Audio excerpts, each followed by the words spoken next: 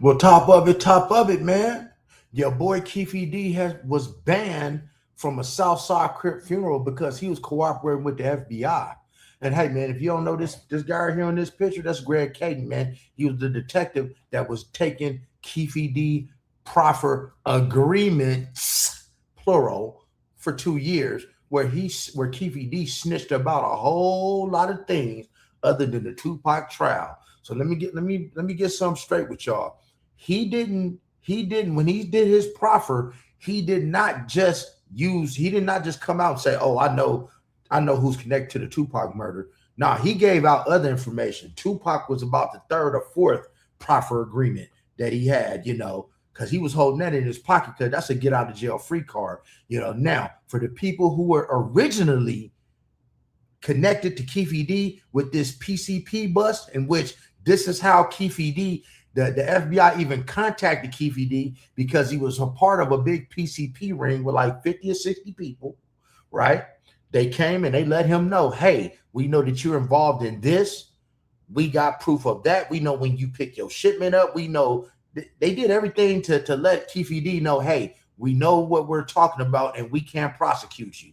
Then he started to proffer. Well, guess what? Them people still got busted on that PCP indictment, but Keffe D didn't. And due to a whole lot of snitching, Keffe D wasn't allowed to go to his own homeboy's funeral, one of his day one. But I'm going to let y'all listen to the video for yourself. Let's check it.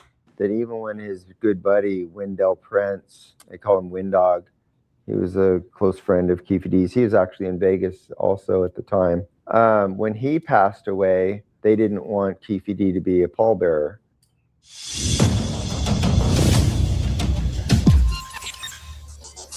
Something I want to talk about is Keffe D. Keffe D is obviously still in jail. His trial's been a little way pushed back purposely on his side by his lawyer. He looks like he's pointing the finger at Reggie, right, for whatever reason. What are your thoughts when you hear all these things? Well, he's got to come up with some kind of defense, and so that just seems like the most convenient one is to blame somebody else whose name has been thrown around over the years. It's not going to go anywhere. It's a futile attempt to get out from under his own confession. But it is what it is. They've got to come up with some kind of defense, unless he just wants to plead guilty and, take responsibility for what he did. But the fact that he's willing to sit in jail for another year until going to trial, it's a pretty strong indication, at least to me, that he knows he doesn't have a very good defense, and so he's got to create one. And guys, he don't have a good defense because I need you to understand something.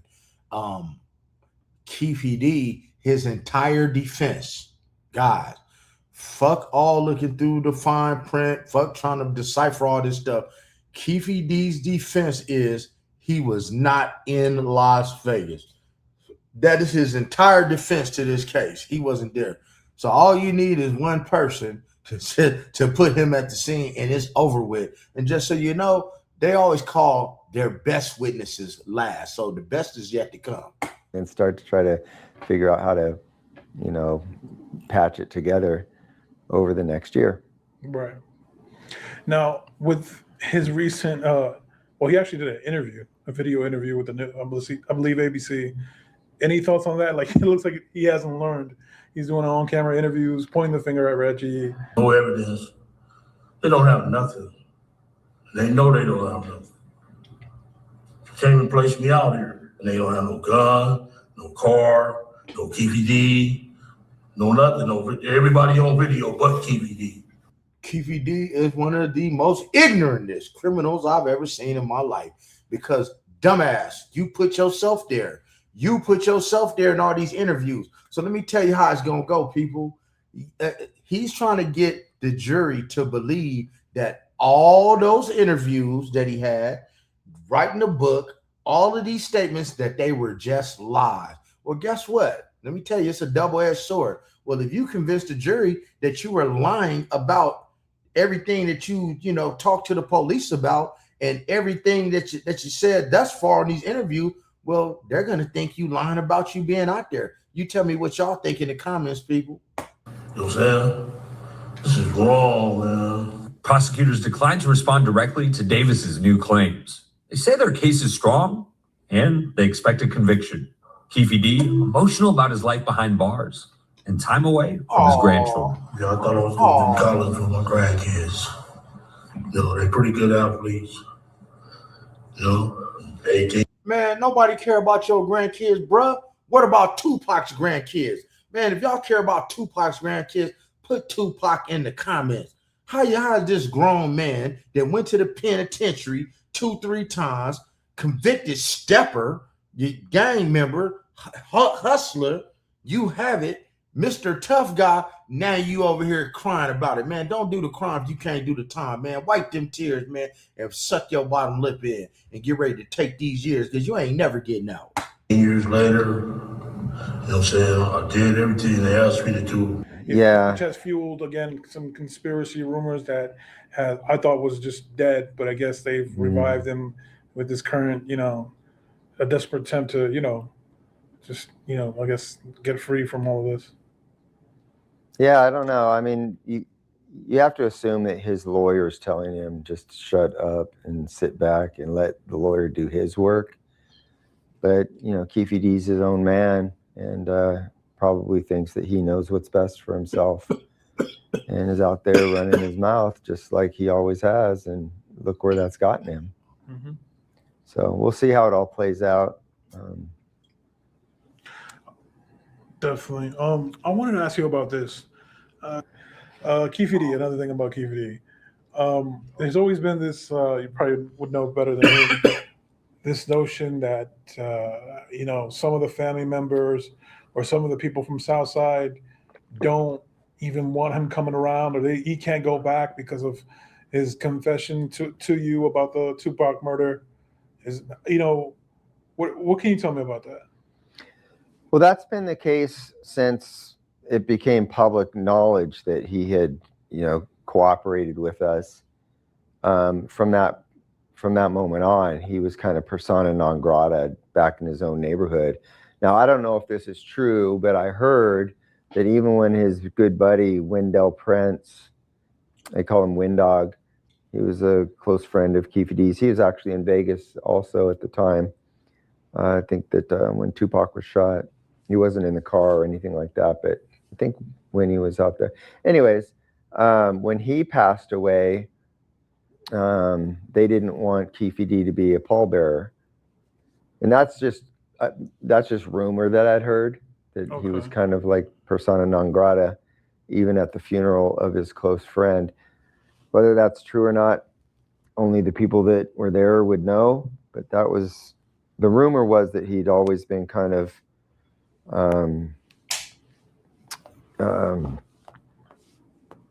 Banished? Yeah, that's a good word, banished. But he's got family. And see, no disrespect to my LA people here, but guys, y'all know how the gang culture go. There's a lot of people out here that leave Cali and come to Las Vegas. No disrespect to anybody in their prospective neighborhood, but it's so many LA dudes that get kicked out of their neighborhood for some snitching or get DP or whatever, and they run their ass right out here to Las Vegas with the same type of LA mentality. But guess what? No disrespect to LA people, man. We ain't having that shit. This is not LA. Keffe D was one of them people. He got banned from his set. It's either leave Cali or leave Cali in a body bag, and he chose to come to Las Vegas with that same attitude, sitting up on TV. This is the stupid part. Can you dig what I'm saying? But people in LA, man, they get kicked out of their neighborhoods all the time and banished from their neighborhoods, from their sets. Keffe D's one of them. And stuff down there. And when I talked to him in 2011, he said that he was still going back and forth to the hood, so to his old neighborhood. So who knows? You know, you hear things, but whether they're true or not. Right. Yeah, but let me ask you this. There's always this rumor that came out a while back that it was I guess he would count as the fifth person being in that Cadillac. What are your thoughts on this? No. Okay. I believe everything Keffe D told us was true. The people that were in the car, the seating configuration, who had the gun, who shot. I believe everything he told us was accurate. So this later story about a fifth person, you know, I know where that comes from, and that's just more speculation. It doesn't come from a reliable source. But, you know, people need content. And so if there's a new rumor out there, then you run with it. And that's the thing, y'all. People be needing content. See, the only reason I even talk about this Tupac trial, to be honest with you, is because I was alive. I was in law enforcement when it happened. Tupac is not alive. Trust me when I tell you that.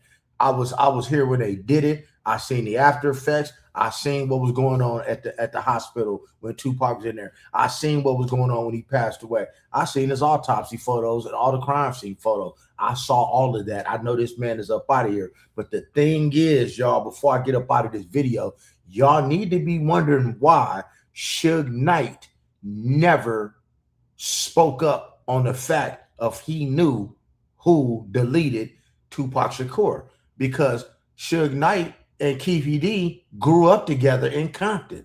They played Pop Warner football together. Don't believe me? Go check out the video and you'll see the picture of them in their Pop Warner outfits playing football together.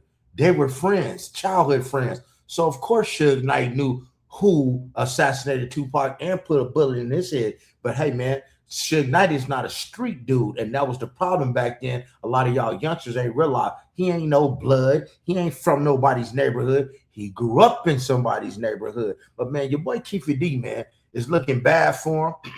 but they're also they building the case. There is so many facts that's coming out that got to do with Diddy.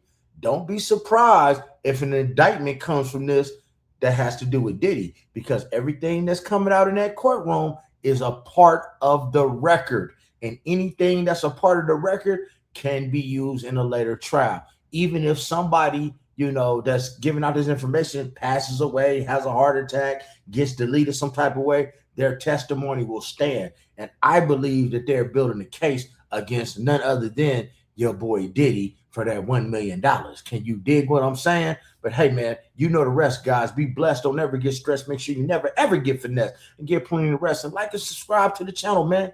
Hit the notification bell and check out this video right here.